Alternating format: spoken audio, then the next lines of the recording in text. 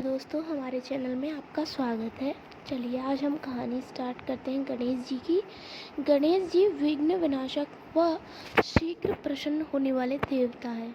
अगर कोई सच्चे मन से गणेश जी की वंदना करता है तो गौरी नंदन तुरंत प्रसन्न होकर उसे आशीर्वाद प्रदान करते हैं। वैसे भी गणेश जी जिस स्थान पर रहते हैं, निवास करते हैं, उनकी दोनों पत्नियां रिद्धि सिद्धि भी उनके साथ रहती हैं। उनके दोनों पुत्र शुभ व लाभ का आगमन भी गणेश जी के साथ ही होता है। कभी कभी तो भक्त भगवान को असमंजस में डाल देते हैं। पूजा पाठ व भक्ति का जो वरदान मांगते हैं वह निराला ही होता है। काफ़ी समय पहले की बात है। एक गांव में अंधी बुढ़िया रहती थी। वह गणेश जी की परम भक्त थी। आँखों से भले ही दिखाई नहीं देता था, परंतु वह सुबह शाम गणेश जी की बंदगी में मग्न रहती थी। नित्य गणेश जी की प्रतिमा के आगे बैठकर उनकी स्तुति करती, भजन गाती व समाधि में लीन रहती। गणेश जी बुढ़िया की भक्ति से बड़े प्रसन्न हुए। उन्होंने सोचा, यह बुढ़िया नित्य हमारा स्मरण करती है, परंतु बदले में कभी कुछ नहीं मांगती। भक्ति का फल तो उसे मिलना ही चाहिए। ऐसा सोचकर गणेश जी एक दिन बुढ़िया के सम्मुख प्रकट हुए तथा बोले, माई, तुम हमारी सच्ची भक्त हो। जिस श्रद्धा व विश्वास से हमारा स्मरण करती हो, हम उससे प्रसन्न हैं। अतः तुम जो वरदान चाहो हमसे मांग सकती हो। बुढ़िया बोली, प्रभु, मैं तो आपकी भक्ति प्रेम भाव से करती हूँ।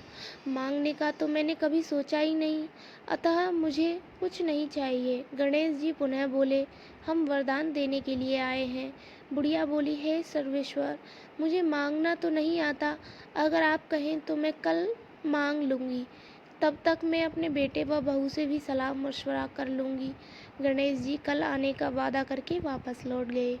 बुढ़िया का एक पुत्र व बधू थे। बुढ़िया ने सारी बात उन्हें बताकर सलाह मांगी। बेटा बोला, माँ, तुम गणेश जी से ढेर सारा पैसा मांग लो, हमारी गरीबी दूर हो जाएगी, सब सुख चैन से रहेंगे। बुढ़िया की बहू बोली, नहीं, आप एक सुंदर पोते का वरदान मांगे, वंश को आगे बढ़ाने वाला भी तो चाहिए।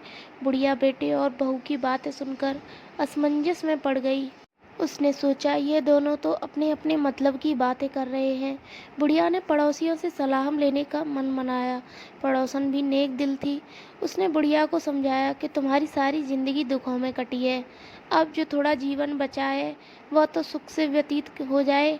धन अथवा पोते का तो तुम क्या करोगी? अगर तुम्हारी आंखें ही नहीं हैं तो यह सांसारिक वस्तुएं तुम्हारे लिए व्यर्थ हैं। अतः तुम अपने लिए दोनों आंखें मांग लो। बुढ़िया घर लौट आई। बुढ़िया और भी सोच में पड़ गई। उसने सोचा, कुछ ऐसा मांगूं जिससे मेरा बहू व बेटे सबका भला हो। लेकिन ऐसा क्या हो सकता है? इसी अधेड़ुतन में सारा दिन व्यतीत हो गया। बुढ़िया कभी कुछ मांगने का मन बनाती तो कभी कुछ, परंतु कुछ भी निर्धारित न कर सकी। दूसरे दिन गणेश जी पुनः प्रकट हुए तथा बोले, आप जो भी मांगेंगे वह हमारी कृपा से हो जाएगा, यह हमारा वचन है। गणेश जी के पावन वचन सुनकर बुढ़िया बोली, हे गणराज, यदि आप मुझसे प्रसन्न हैं तो कृपया मुझे मन इच्छित वरदान दीजिए। मैं अपने पोते को सोने के गिलास में दूध पीते देखना चाहती हूँ। बुढ़िया की बातें सुनकर गणेश जी उसकी सादगी व सरलता पर मुस्कुरा दिए। बोले, तुमने तो मुझे ही ठग लिया है। मैंने तो तुम्हें एक वरदान मांगने के लिए बोला था, परंतु तुमने तो एक वरदान में ही सब कुछ मांग लिया। तुमने अपने लिए लंबी उम्र तथा दोनों आंखें मांग ली हैं। बेटे के लिए धन व बहू के लिए पोता मांग लिया है। पोता होगा, ढेर सारा पैसा होगा, तभी तो वह सोने के गिलास में दूध पिएगा। पोते को देखने के लिए तुम जिंदा रहोगी, तभी तो देख पाओगी। अब देखने के लिए दो आंखें भी देनी पड़ेंगी। फिर भी वह बोले, जो तुमने मांगा वे सब सत्य होगा। यूं कहकर गणेश जी अंतर्ध्यान हो गए। कुछ समय पाकर गणेश जी की कृपा से बुढ़िया के घर में पोता हुआ। बेटे का कारोबार चल निकला तथा बुढ़िया की आंखों की रोशनी वापस आ गई। बुढ़िया अपने परिवार सहित सुखपूर्वक जीवन व्यतीत करने लगी। तो दोस्तों, बताइए आपको इस कहानी से क्या सीख मिलती है? कैसी लगी यह कहानी कमेंट बॉक्स में ज़रूर बताइए।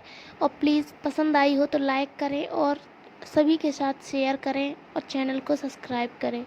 धन्यवाद।